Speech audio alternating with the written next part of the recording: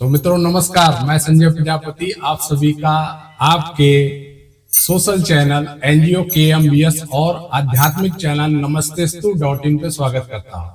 मित्रों पहले ये एपिसोड जो सेकंड एपिसोड है, थोड़ी सी माफी चाहेंगे। जो 11 बजे का आपका एडिशन छूटने वाला था, लेकिन किसी वजह से जो हमारे अतिथि थे उनको थोड़ी देर हो गई। तो इस माफीनामे के साथ आज की लाइव की प्रस्तुति हम शुरुआत करते हैं। तो सबसे पहले आज के जो हमारे अतिथि हैं उनका हम अपने इस प्लेटफॉर्म पे तहे दिल से इस्तकबाल करते हैं और स्वागत करते हैं। और मित्रों हमारे बीच है श्री प्रतीक गुप्ता जी। आप विश्वेश्वरगंज भैरवनाथ व्यापार मंडल के अध्यक्ष हैं और वाराणसी महानगर व्यापार मंडल के महामंत्री हैं।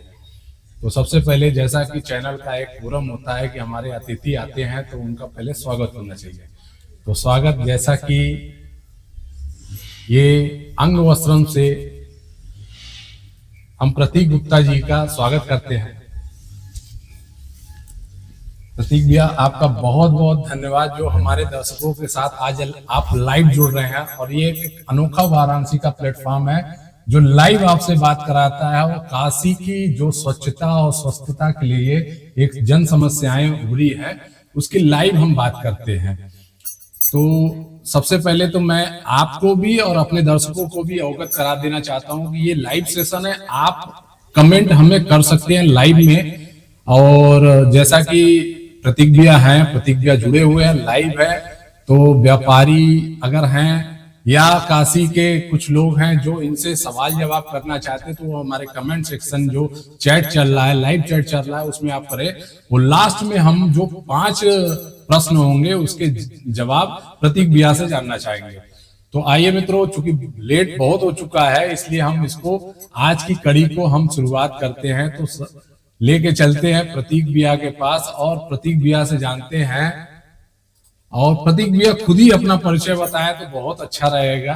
तो प्रतीक भैया देखिए, मैं विगत 20 सालों से व्यापार मंडल में सक्रिय हूं और विश्वेश्वरगंज भैरवनाथ व्यापार मंडल जो पूर्वांचल की सबसे बड़ी खाद्यान्न मंडी है, वहां पिछले 4 टर्म से मैं निर्वाचित होकर अध्यक्ष चुना जा रहा हूं। बाकी और पदों पर फेरबदल होते हैं, मगर यहाँ के लोग जो है लगभग 5000 व्यापारी हैं, बड़े व्यापारी, वो अपने से जुड़े हैं। और एक वाराणसी नगर उद्योग व्यापार मंडल है जो पूरे शहर का केंद्रीय व्यापार मंडल है। उसमें सारे व्यापार मंडल जो क्षेत्रीय उसमें उसके अंतर्गत आते हैं। उसका मैं वर्तमान में महामंत्री हूँ, दूसरे टर्म से महामंत्री रहा हूँ निर्वाचित होकर। ये सबसे पुराना संगठन रहा है वाराणसी नगर उद्योग व्यापार मंडल बनारस।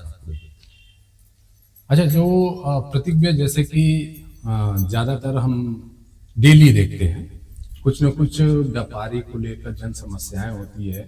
तो उसके लिए मैं आपके फेसबुक वॉल पे भी विजिट किया था, तो उसमें मैंने देखा कि आप बढ़ चढ़ के उसमें हिस्सा भी लेते रहते हैं। क्या लगता है कि एक संगठन के रूप में आपको व्यापारियों से जो मदद मिलनी चाहिए वो मिलती है? देखिए, व्यापारी समाज संजय जी ऐसा है कि एक शुरू से ही बड़ा अपेक्षित रहा है। उसको लोग दुधारू गैया की तरह इस्तेमाल किए हैं। चाहे वो इसमें कहने में मुझे कोई संकोच नहीं है कि चाहे उसमें पैसा लेना हो, चाहे वोट लेना हो, चाहे टैक्स लेना हो, व्यापारियों को ही याद किया जाता है। और अगर कुछ देने की बात आती है तो व्यापारियों का नाम कहीं कोई लेता नहीं। आज से पहले जब तक व्यापार मंडल गठन नहीं हुआ था तो व्यापारी शब्द नहीं था। लोग बनिया बोलते थे, लोग बोलते थे दुकानदार है, बनिया है। व्यापार मंडल एक ऐसा प्लेटफॉर्म आया कि लोगों को दुकानदारों बनियों को व्यापारी कहा जाने लगा। और एक मान सम्मान की लड़ाई व्यापार मंडल द्वारा लड़ी जाने लगी व्यापारियों के हित में। तो उसमें भी अभी बहुत हद तक कोई फायदा। व्यापार मंडल अपनी लड़ाई लड़ता है, समय समय पे मुद्दे आते हैं, उस पर हम लोग खड़े होते हैं, अपनी आवाज उठाते हैं। और हम लोग माननीय अपने प्रधानमंत्री देश के जो हमारे वर्तमान में सांसद हैं उनकी बहुत सारी नीतियों से हम लोग उनका समर्थन भी करते हैं। और योगी आदित्यनाथ जी हैं अपने मुख्यमंत्री, उनका भी समर्थन करते हैं।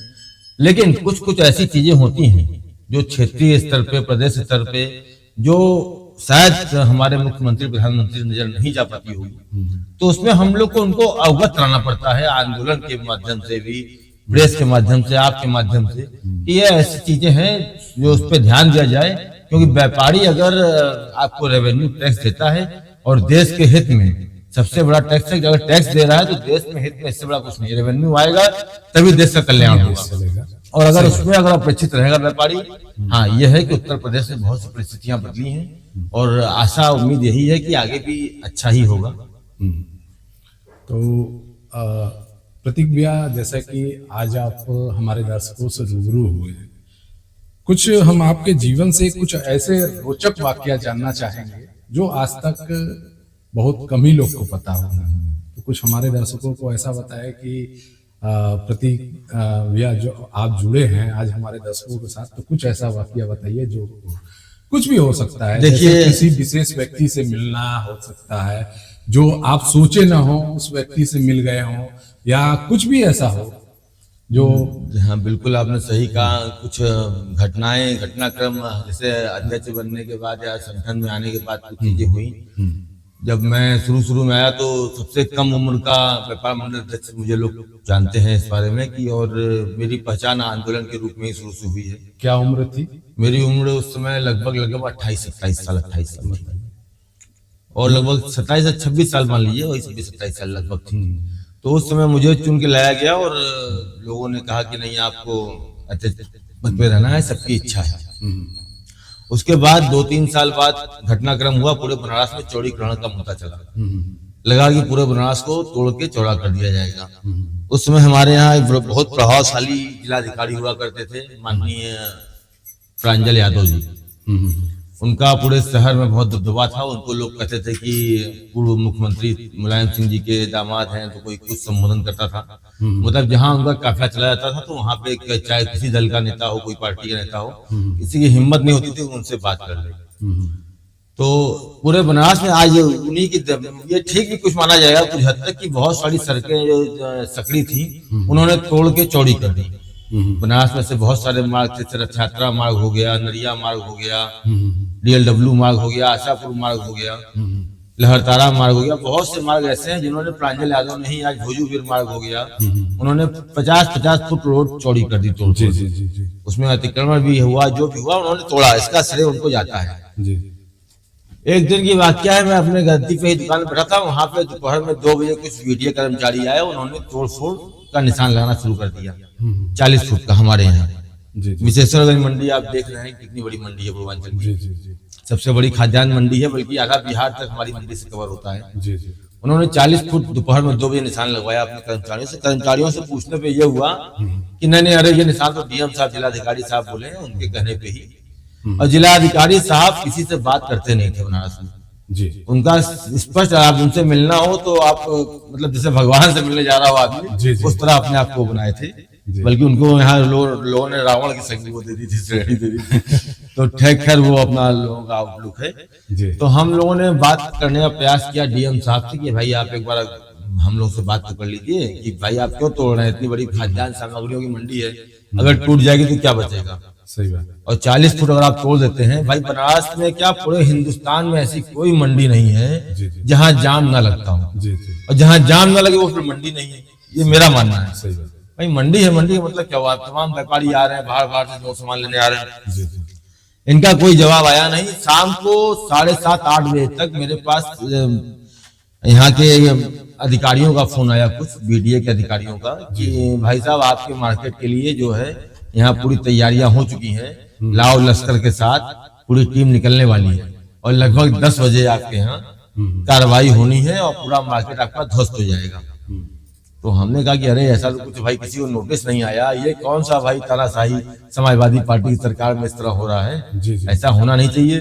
क्या नहीं भैया, ये तो आपका कार्रवाई की तय सुनिश्चित हो गया है, जितने हैं बुलडोजर है, ट्रक है, सभी बनारस के सभी थानों की फोर्स को बोल दिया गया, 15 तक पीएससी अतिरिक्त फोर्स मंगा ली गई, सारे वरिष्ठ अधिकारियों को बोल दिया गया, पूरी लाइट काट के ब्लैकआउट कर दिया गया। ये हुआ कि आज आपका कार्रवाई होनी सुनिश्चित है, होना ही होना है। व्यापारी तो हमारे भाई लोगों को डर था कि अगर टूट जाएगा तो बचेगा क्या, लाखों करोड़ों अरबों का माल पड़ा हुआ है, इसी तरह कुछ खाना खाली ले चले आना। सही बात है।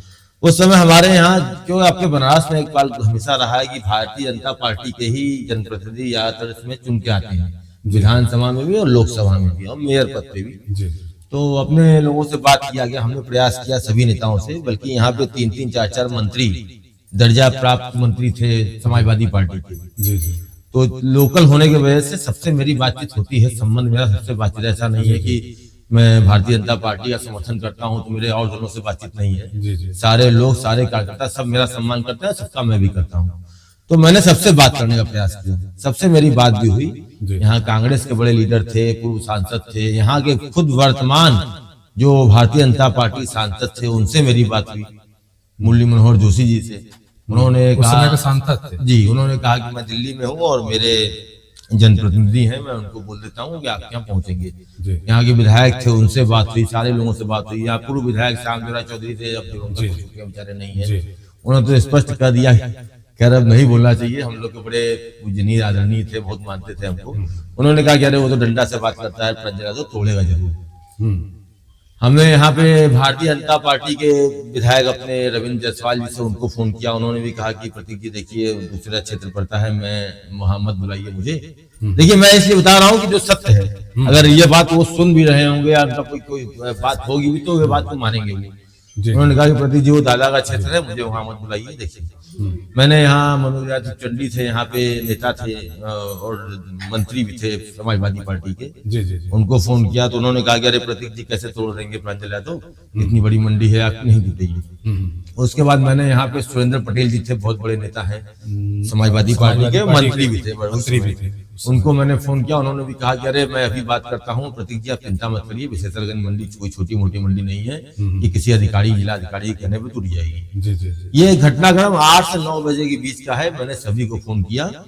एक अपने इसमें वर्तमान में कांग्रेस के प्रदेश अध्यक्ष हैं अजय राय जी, उनको भी मैंने फोन किया, क्योंकि सब लगाया था, अगल बगल के लोग हैं, तो मैंने कहा सबको बात करो भाई, जनता की बात है, जनता व्यापारी किसी एक दल का तो होता नहीं है, सही बात है, सबको बात करने का प्रयास किया। उन्होंने कहा कि मैं अभी आ रहा हूँ। मैंने सबसे फोन करने से पहले मैं पूछ लेता था कि आप कहाँ हैं, तो सबका जवाब आया कि मैं बनारस में अपने निवास स्थान पे हूँ, बोलिए, क्योंकि सबसे बातचीत थी। भाई साहब 9, 9:15 बजते बजते सारे मोबाइल स्विच ऑफ हो गए। ये कहने में मुझे संकोच नहीं लगेगा, किसी भी बड़े नेता, विधायक, जनप्रतिनिधि, किसी का भी 9:30 बजते बजते सारे लोगों के मोबाइल स्विच ऑफ। जी।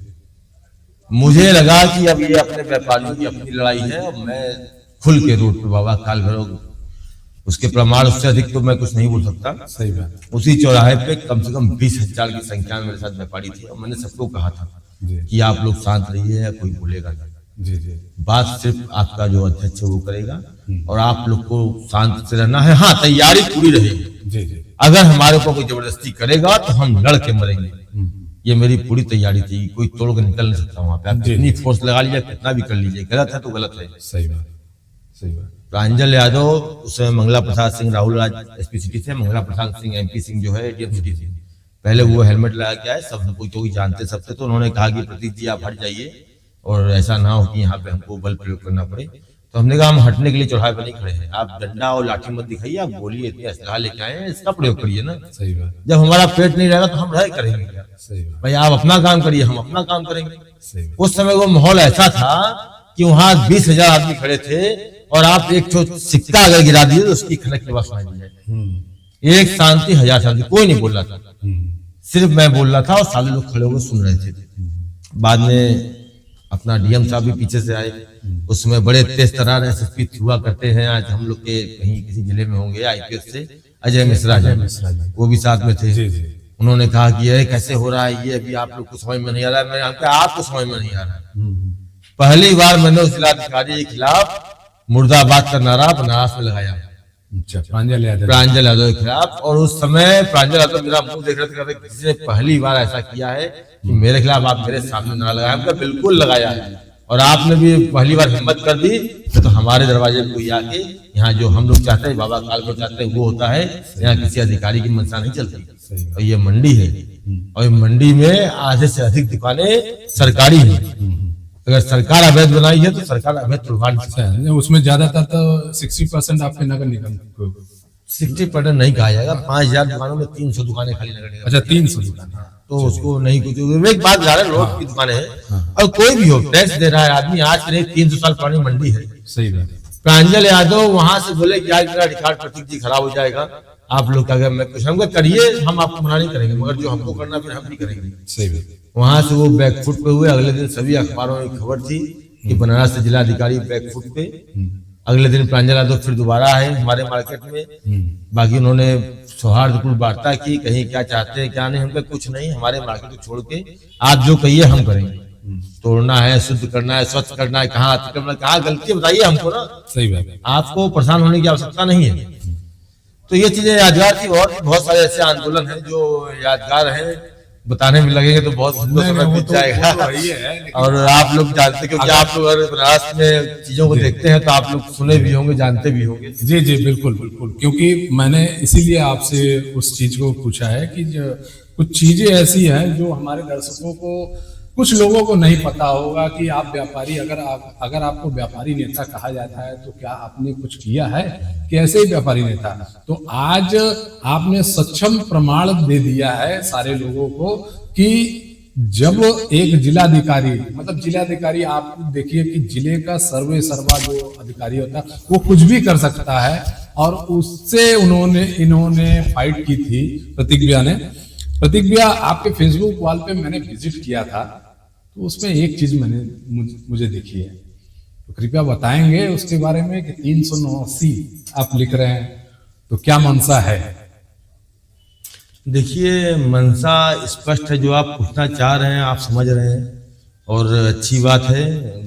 इसमें देखिए, अपने अगर विधानसभा का क्रमांक नंबर अगर मैं लिखता हूं तो इसका मतलब है कि कुछ ना कुछ तैयारी होनी भी चाहिए। हमारे प्रधानमंत्री कहते हैं कि फ्लो होना चाहिए हमेशा, कहीं पानी ठहरना नहीं चाहिए। जब दिल्ली में और राजस्थान में और एमपी में जिनका कहीं अता पता नहीं था वो बन सकते हैं चीफ मिनिस्टर, तो प्रतीक भैया विधानसभा के लिए अगर तैयारी कर रहे हैं तो क्यों नहीं करना चाहिए? चलिए, हमारी शुभकामनाएं, हमारे दर्शकों के साथ आपकी शुभकामनाएं।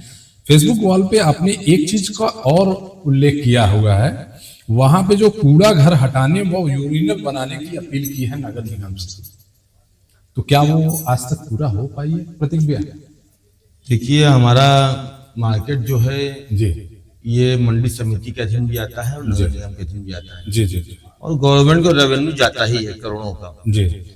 तो इतने बड़े मार्केट में अगर लाखों करोड़ों लोग आ जा रहे हैं, जहाँ बाबा काल भैरव का प्राचीन मंदिर है, बाबा महामृत्युंजय का प्राचीन मंदिर है, पूरे उत्तर प्रदेश से व्यापारी आते हैं, उसके बाद बिहार तक के लोग आते हैं, जुड़े हुए हैं। तो यहाँ इतने लोग आते हैं, उनके लिए अगर कोई मूलभूत सुविधाएं नहीं रहेंगी, अगर यूरिनल नहीं रहेगा, पीने का पानी की व्यवस्था नहीं रहेगी, बाकी हम लोग अपने तरीके से सब करते हैं, मगर सरकारी हम हमारे लिए मंडी टैक्स देते हैं जी। तो मंडी टैक्स के बदले में हमें क्या, मंडी शुल्क नाम रखा गया उसको। शुल्क तब दिया जाता है जब उसके बदले आपको सुविधा मिले तभी। तो हमसे अगर मंडी शुल्क लिया जाता है तो हमें क्या सुविधा मंडी देती है? उसके बाद हम टैक्स देते हैं। उसके बाद खाद्यान्न सामग्रियों के बीचों बीच एक बड़ा विशाल कूड़ा खाना, जो कि पूरे शहर के कूड़ा जो उस मंडी में आगे गिरता हो, बगल में खाद्यान्न सामग्री दिख रही है, गुड़ बिक रहा है, चीनी बिक रही है, दाल बिक रही है, बगल में दूध तक की मंडी है। सही बात। जो दूध बच्चे पीते हैं। अब वहां पे कूड़े खाने का क्या काम है? और उस कूड़े खाने को हटा के अगर मैंने कह दिया कि वहां पार्किंग बनवा दी जाने द्वारा, जी जी, तो बहुत सारे वाहन जो माल लगते हैं तो एक समस्या दूर होगी, जाम की समस्या दूर होगी। मगर लोगों को समझ में नहीं आता, भैया हम लोग अपने हिसाब से करते ही रहते हैं। क्या इस पे आपकी संस्था या आपके संगठन ने कुछ पत्राचार वगैरह किया है? काफी पत्राचार किया है, काफी अधिकारियों को, जनप्रतिनिधियों को बुला गया है। वो कहते हुए कि नहीं पास हो चुका है, पूरा खाना यहाँ से हट जाएगा, कहीं और शिफ्ट कर देंगे, वो कर देंगे कोई। तो क्या अधिकारियों का हमको लगता है कि भले सरकार सब व्यवस्था बदल गई हो, मगर जो अधिकारियों का तरीका है वो 60 साल पहले वाला ही है, वो नहीं बदला है। कार्य करने की प्रणाली नहीं बदली है। भले ही आप सरकारें बदल गई हो, 10-15 साल से चीजें बदल गई हो, अपराध कम हो गया हो, मगर जो अपने अधिकारी तंत्र है, जो अपने नौकरशाह हैं, इनका तरीका नहीं बदला है। और हमको लगता भी नहीं ये बदल पाएगा, क्योंकि उनको एकदम घुट गया उसके अंदर तक। सही बात। अच्छा, 2014 के बाद जी बनारस में 2014 के पहले और अब क्या देखते हैं आप? बदलाव 14 के बाद और अब में, नहीं 14 के पहले और 14 के बाद से अब तक 14 के पहले और अब तक में बदलाव बहुत सारे हुए हैं। जी 14 के पहले तक, अब कहने वाली बात है, बहुत लोग मुखर होकर नहीं बोल पाते। जी जी 14 के पहले तक सरकारें जो थी वो अपने हित की काम करती थी, जी और 14 के बाद जो है जनता के हित की बात हो रही है। हाँ, ये व्यापारियों को दिक्कत है, जीएसटी लगी, हमको दिक्कत है, व्यापारियों को दिक्कत है, थोड़ा सा लिखा पढ़ी बढ़ गई है, मगर चोर बाजारी बंद हो गई है। आज लूट खसोट, गुंडागर्दी, अपहरण, धमकी, रंगदारी, ये सारी चीजें बंद हो गई है। जी बंद ही, अगर मान लीजिए 5% हो रहा है तो उसको हम बंद ही माना जाएगा, तो ये सब चीजें लगभग बंद हो गई है। और व्यापार के लिए सबसे अच्छा यही होता है हम लोगों के लिए तो सुरक्षा। जी अगर हमको सुरक्षा मिल गई तो हम सब वेरी गुड मानेंगे। 14 के पहले स्थिति ये थी कि आप कब आपको किसका फोन आ जाए, कब आपसे रंगदारी मांग ली जाए, आप घर के बाहर जा रहे हैं कब आप उठ जाए, कब आपका अपहरण हो जाए, कब आपके बच्चे उठ जाए, जी किसी बात की कोई गारंटी नहीं थी। जी तो अब उसमें यही अंतर है। 14 के पहले एक विशेष वर्ग की सरकार थी, 14 के बाद एक आम जनमानस की सरकार है। जनमानस की सरकार है। प्रधानमंत्री मोदी जी से कितना इंस्पायर करते हैं? नहीं, बिल्कुल इंस्पायर करते हैं। प्रधानमंत्री मोदी जी हमारे यशस्वी प्रधानमंत्री हैं, पूरे विश्व में उन्होंने भारत का नाम रोशन किया है और बड़ी शुभकामनाएं देंगे। इतने बड़े महाकुंभ का उन्होंने भी आयोजन किया, उसमें 68 करोड़ लोग भाग लिए और 3 लाख करोड़ रुपया राजस्व सरकार को मिला। ऐसे हमारे यशस्वी प्रधानमंत्री नरेंद्र मोदी जी की जितनी तारीफ की जाए उतनी कम है। इस उम्र में वो जज्बे के साथ वो आगे बढ़ रहे हैं और वो विशेष रूप से कहना नहीं चाहिए, वो शुद्ध रूप से अपने को हिंदू मानते हैं, है भी, मगर वो बनिया परिवार से है, तो जो बनिया के अंदर गुण होना चाहिए वो वाकई में दिखाई दिया। अगर 500 करोड़ लगा के 3 लाख करोड़ का अगर कोई राजस्व ले सकता है तो वाकई में भारत के प्रधानमंत्री नरेंद्र मोदी जी और कोई नहीं। तो मित्रों देखिए, अब हमारा दूसरा पार्ट शुरू होने वाला है, जिसके लिए हम ये लाइव कार्यक्रम पूरी प्रसारण आप लोगों के बीच लेकर आते हैं। जैसा कि प्रतीक भैया ने कहा है कि मैं खुद प्रधानमंत्री जी से एक्सपायर हूं, तो अगर आप इंस्पायर है तो प्रधानमंत्री जी ने, प्रतीक भैया, एक चीज का आह्वान किया था और ये मुझे लगता है कि 2019 में ये किया था। तो पहले तो मैं ये वीडियो आपको चला देता हूं, आप इस वीडियो को पहले देखिए और फिर उसके बाद इस पे बातें होंगी। अपेक्षा आज आपसे सामने रखना चाहता हूं। इस 2 अक्टूबर को हम भारत को सिंगल यूज प्लास्टिक, क्या इससे देश को मुक्ति दिला सकते हैं? हम निकल पड़े, टोलियां बना करके निकल पड़े, स्कूल कॉलेज, हम सब पूज्य बापू को याद करते हुए, और घर में प्लास्टिक हो, सिंगल यूज प्लास्टिक, या बाहर चौराहे पर पड़ा हो, गंदी ना, सब इकट्ठा करें। नगर पालिकाएं, महानगर पालिकाएं, ग्राम पंचायत सब इसको जमा करने की व्यवस्था करें और हम प्लास्टिक को विदाई देने की दिशा में 2 अक्टूबर को एक पहला मजबूत कदम उठा सकते हैं क्या? आइए मेरे देशवासियों, हम इसको आगे बढ़ाएं। और फिर मैं स्टार्टअप वालों को, टेक्नीशियंस को, उद्यमियों को आग्रह करता हूं कि हम इन प्लास्टिक के रिसाइकल के लिए क्या करें। जैसे हाईवेज बनाने के लिए प्लास्टिक का उपयोग हो रहा है, ऐसी बहुत सी विधाएं हो सकती हैं, लेकिन जिसके कारण अनेक समस्याएं पैदा हो रही हैं, उससे मुक्ति के लिए हमने ही अभियान छेड़ना होगा। लेकिन साथ साथ हमने ऑल्टरनेट व्यवस्थाएं भी देनी पड़ेगी। मैं तो सभी दुकानदारों से आग्रह करूंगा, आप अपने दुकान पर हमेशा बोर्ड लगाते हैं, एक बोर्ड ये भी लगा दीजिए, कृपा करके हमसे प्लास्टिक की थैली की अपेक्षा न करें। आप अपने घर से कपड़े का थैला लेकर के आइए, या तो हम कपड़े का थैला भी बेचेंगे, ले जाइए। हम एक वातावरण बनाएं, दिवाली पर हम भांति भांति के लोगों को गिफ्ट देते हैं, क्यों न इस बार और हर बार कपड़े के थैले लोगों को गिफ्ट करें, ताकि कपड़े का थैला लेकर के मार्केट जाएगा तो आपकी कंपनी की एडवर्टाइजमेंट भी होगी।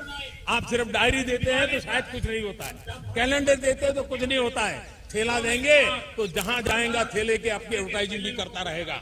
हम पूरे चीजों को। और जूट के थैले हो, मेरे किसानों को मदद करेगा। कपड़े के थैले हो, मेरे किसान को मदद करेगा। छोटे छोटे काम है, गरीब विधवा माँ जो सिलाई करती होगी उसको मदद करेगा। यानी हमारा एक छोटा सा निर्णय भी सामान्य मानवी के जीवन में किस प्रकार से बदलाव ला सकता है, हम उस दिशा में काम करें। छोटे छोटे काम है, गरीब विधवा माँ जो सिलाई करती होगी उसको मदद करेगा। यानी हमारा क्या कहना चाहेंगे? देखिए, प्रधानमंत्री मोदी जी ने जो कहा अभी अब ये बात, इसका इस काम में मैं बहुत दिनों से लगा भी हूँ।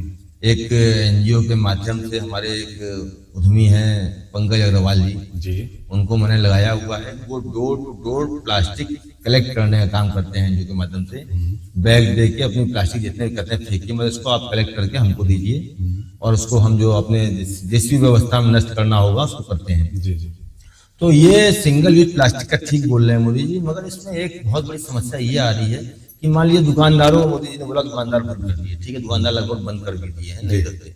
मगर जो छोटे जो ठेले पटरी वाले हैं, जो रेहड़ी वाले हैं, इनका क्या है कि अगर आप कुछ सामान लेने जाइए तो वो सीधे आपको प्लास्टिक में ही देंगे, और वो प्लास्टिक इनके पास कहाँ से आती है, ये एक विषय है। विषय ये है कि प्लास्टिक के जो कारखानों में बन रहा है, लोग सीधे एग्जाम्पल देते हैं, अरे कारखाना बंद करवाइए तब हम बंद करेंगे।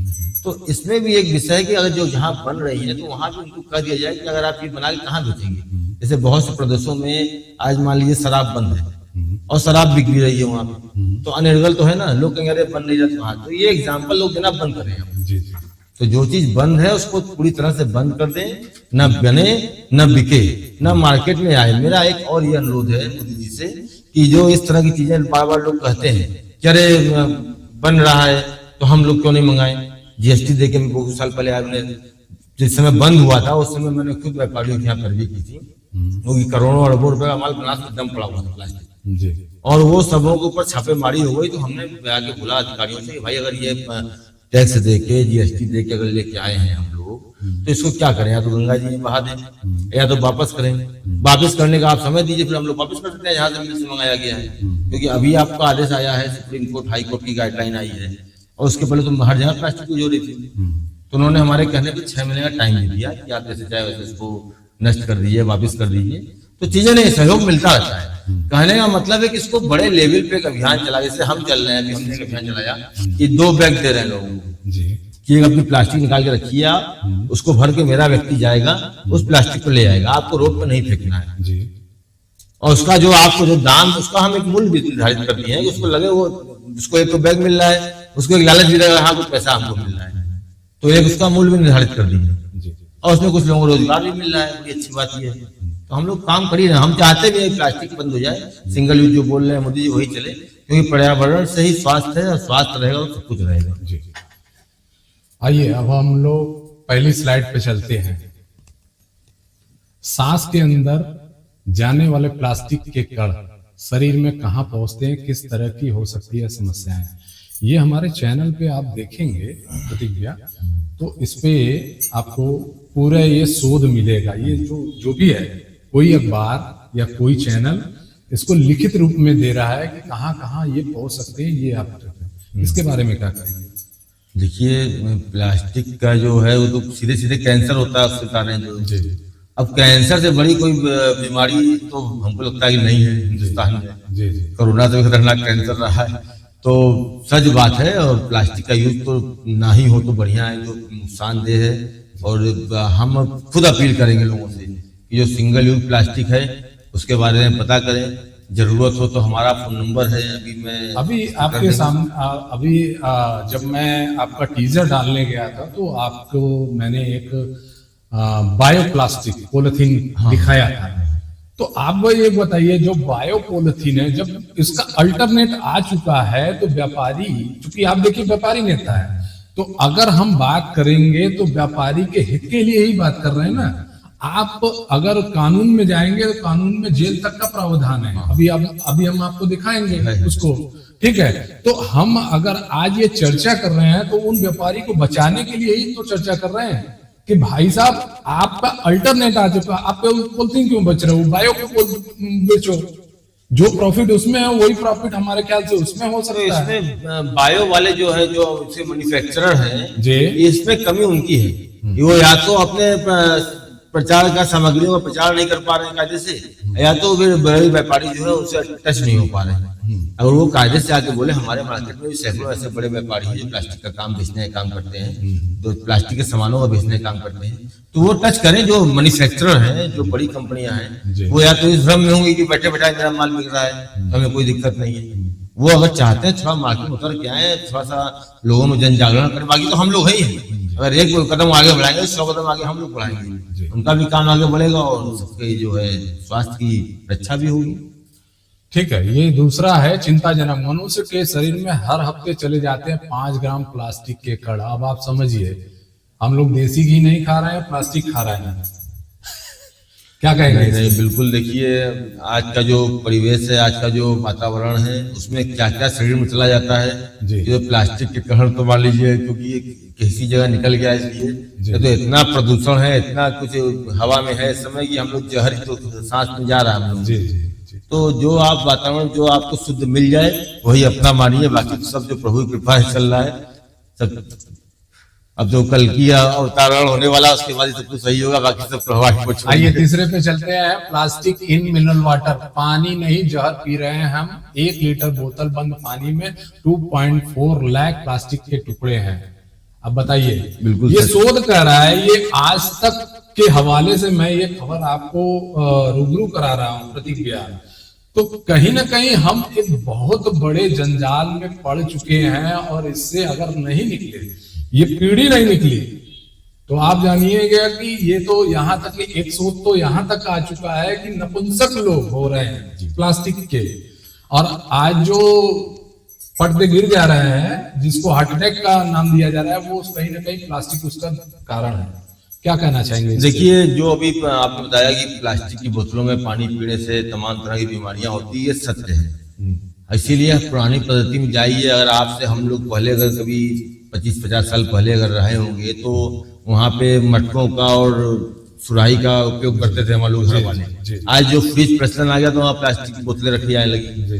तो आज भी जैसे हम लोग यहाँ क्या है कि कितनों सब व्यवस्था हो, मगर हम लोग फिर भी एक मटका जो है, गर्मी समय आ रहा है, तो अधिक से अधिक मटकों का सेवन करें, सुराहियों का सेवन करें। बल्कि प्लास्टिक फ्रिज में सब कुछ रखें, पीने के पानी का फ्रिज में मत रखें, क्योंकि प्लास्टिक बोतल में आप रखेंगे वो नुकसानदेह होगा।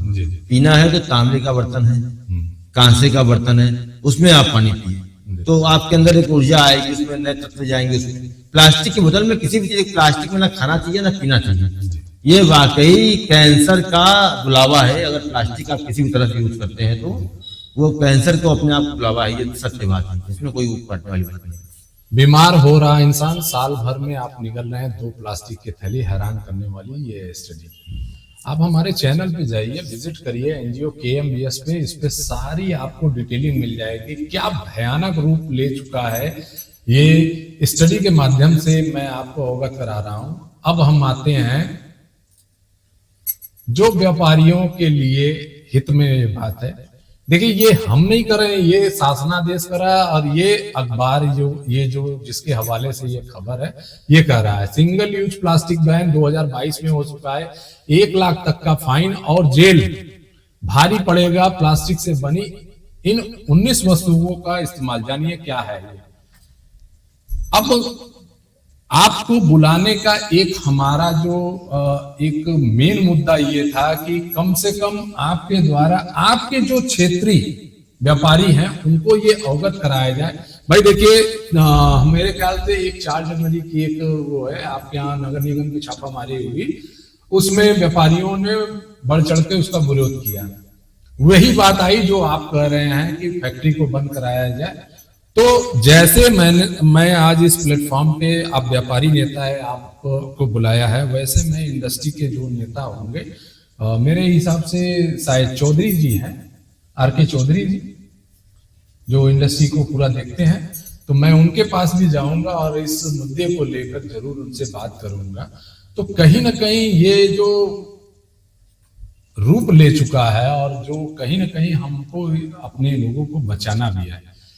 आइए, इस एक पहल हुई है नगर निगम के द्वारा सड़क पर कूड़ा फेंकने वालों की फोटो खींचकर भेजे, नगर निगम इनाम पाए, नगर निगम से इनाम पाए। प्रतीक भैया, इसके बारे में आपसे हम कुछ जानना चाहेंगे, वक्तव्य जानना चाहेंगे, क्या कहेंगे इस पे? देखिए, नगर निगम बाकी में बहुत नुकसान है। वाराणसी नगर निगम चल रहा है तो उनके पास नए नए तरीके, अभी नए नए मेयर आए हैं वहाँ पे, और जो अधिकारी वो भी नए नए हैं। तो उनको अगर कोई नया प्रयोग कर रहे हैं और साफ सफाई को लेकर कर रहे हैं, तो जनता को जो पैसा कौड़ी अगर देना भी है तो अगर मांग रहे हैं साफ करने के बाद, तो क्या बुराई है, देना चाहिए।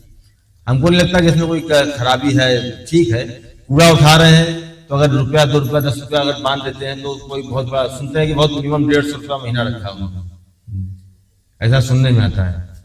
तो अगर आप दे रहे हैं अपने नगर निगम में 150 रुपया महीना स्वच्छता सफाई को लेकर जागरूक होंगे, तो उसमें कोई खराब बात नहीं हमको लगता है, अच्छी बात है। वो कम से कम काम तो करेंगे, हमारा अधिकार तो बनेगा। हम फोन कर उनको बोलेंगे तो कि हमारे दरवाजे से कूड़ा क्यों नहीं उठा है। भाई एक आपका अधिकार क्षेत्र बन जाता है उसमें, तो 150 रुपया बहुत बड़ी चीज नहीं होती है। यह है कि आपके घर के बाहर सफाई हो रही है, समय से कूड़ा उठा के ले जा रहा है, आप उसको डांट सकते हैं, बोल सकते हैं, बिगड़ सकते हैं, तो ठीक है, कोई पहल की अगर उन्होंने तो स्वागत योग्य है, कोई खराब नहीं है। यानी मगर ये एक इसमें एक चीज मैं जरूर बोलना चाहूंगा कि जो अगर नहीं दे पाता हो तो उससे जबरदस्ती या उससे बल प्रयोग करके न लिया जाए ऐसा पैसा। नहीं, ये नगर निगम से इनाम पाए, ध्यान रखिएगा। सड़क पर अगर कोई कूड़ा फेंकने वाले की फोटो खींचकर आप भेजते हैं तो नगर निगम उसे इनाम देगा। इसके बारे में मतलब आप क्या कहना चाहिए? तो नगर निगम अभी तो हमने यही सुना था कि नगर निगम खाने का पैसा ले रहा है, अब इनाम दे तो फिर जो कूड़ा फेंक रहे हैं, नहीं, इसके बारे में हमें कोई जानकारी ऐसा नहीं, आप देखिए, ये लोग होता है कि उनका अपना खुद का प्रयोग रहा हो कि कूड़ा फेंकते, कोई फेंकेगा तो किसी से फोटो तो खिंचवाएगा नहीं। और इस तरह की चीजें अगर है तो ठीक है भाई, उनका अपना प्रयोग है, ठीक है, वो स्वच्छता से जोड़ गई कर रहे हैं ना, तो अच्छी बात है। यानी आप इसको अच्छी, हाँ, ठीक है, बिल्कुल दे, इनाम दे, लोग प्रोत्साहित भी होंगे, लोग कूड़ा फेंकना ही डर के मारे बंद करेंगे कि मेरा नाम हो जाए, खराब होगा। ठीक है, ऐसा कोई बुरा नहीं है, कोई बात नहीं है। चलिए अब हम लोग अपने लास्ट वाले सेशन पे चलते हैं। लास्ट वाले सेशन में जहां तक कि हम देख रहे हैं कि हमारे लाइव सेशन में किसी का एक का भी प्रश्न नहीं आया है, तो आप इस चीज से विमुक्त हो रहे हैं। नहीं, एक चीज हम आपसे जरूर बोलना चाहेंगे और अपने पूरे देशवासियों से जो ये चैनल देख रहे हैं, संजय जी, मैं आपके माध्यम से, क्योंकि मुझे धीरे धीरे 20 साल से ऊपर हो गया, व्यापार मंडल और व्यापारियों के साथ बहुत सारी समस्याएं मैं देखता हूँ, लगातार आती रहती हैं। व्यापारी हमेशा अपेक्षित रहा है और मेरा ये बहुत प्रयास रहा है, और इससे एक हम लोगों की एक बहुत विशेष मांग रही है। वो मांग अगर वो सरकार सुन लेती है तो पूरे देश के व्यापारियों का हित है उसमें। जो जरूर बताइए। वो हमारी मांग है व्यापारी आयोग की, जैसे अल्पसंख्यक आयोग है, महिला आयोग है, बाल आयोग है, पिछड़ा वर्ग आयोग है, तमाम मानवाधिकार आयोग है, तमाम आयोग बने हुए हैं। तो हमारी एक मांग हमारे माननीय प्रधानमंत्री नरेंद्र मोदी जी से है कि अगर आप व्यापारियों को वाकई में अगर तहे दिल से मानते हैं तो एक व्यापारी आयोग का गठन आप कर दीजिए। होता क्या है कि अगर व्यापारी कोई समस्या होती है, हम लोग किसी विभाग में जाते हैं, तो जैसे हमको समस्या पुलिस विभाग से है, अब हम पुलिस विभाग की शिकायत लेके गए तो उन्हीं के अधिकारियों के पास जाइए, वही विभाग जांच करेगा। तो आप समझ सकते हैं कि अगर उसी विभाग के अधिकारी को अपने ही विभाग कर्मचारी जांच करनी तो कितनी पारदर्शिता उसमें रहेगी और कितना सही रहेगा। सही बात।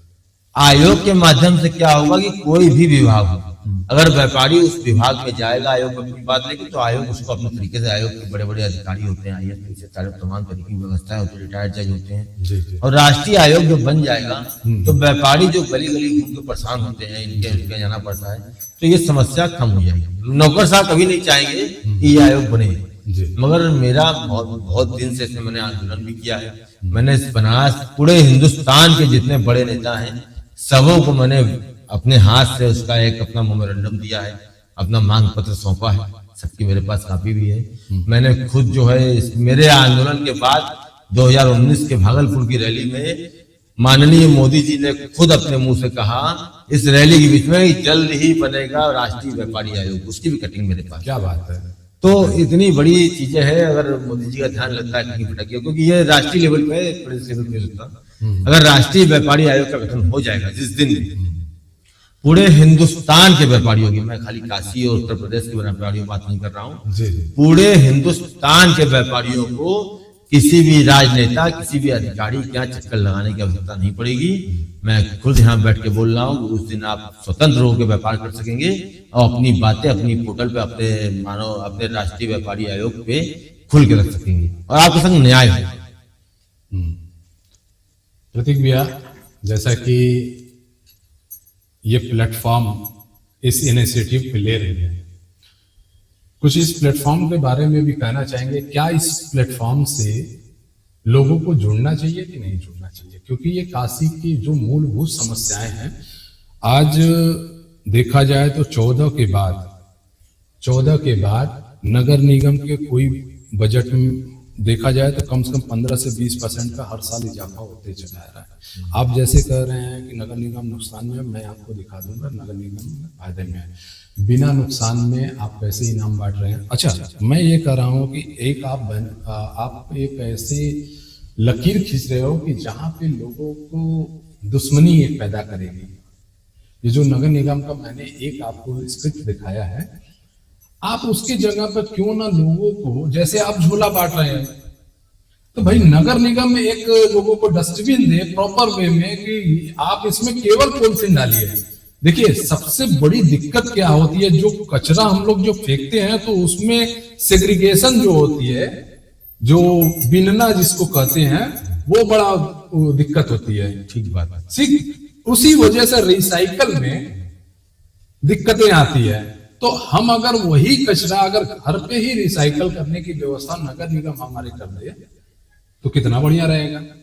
अच्छा, ये चीजें हैं, लेकिन उसमें अवेयरनेस है। अभी मैंने मेयर साहब के पोर्टल पे देखा है, मेयर साहब सिगरा में वो QR कोड वाला जो चल रहा है, घर घर QR कोड कलेक्शन का, वो तक नहीं लगा है। तो ऐसे तो कभी मोदी जी ने जो कहा था कि कोटे बनाएंगे, वाकई में मेरे हिसाब से तो वो लगता है कि जो बजट आ रही है उसके अकॉर्डिंग अगर देखा जाए तो जो प्रधानमंत्री जी ने जितना इस वाराणसी अपने सांसदीय क्षेत्र के लिए कर दिया, बिरला ही है, कभी कोई सोच ही नहीं सकता है। और अगर इस कार्यकाल में अगर इस चीज को नहीं लाया जा रहा है, अभी पिछले साल देखिए गंगा क्षेत्र, तटीय क्षेत्र के लिए नंबर 1 पे आया है, वो नमामि गंगे, एक प्रोजेक्ट जो मोदी जी का चल रहा है उसके अकॉर्डिंग है। लेकिन अगर देखा जाए तो नगर के साफ सफाई के लिए तो नगर निगम फिसड्डी है। आज तक इंदौर 8वें नंबर 8 बार लगातार 1 नंबर चलता चला आ रहा है।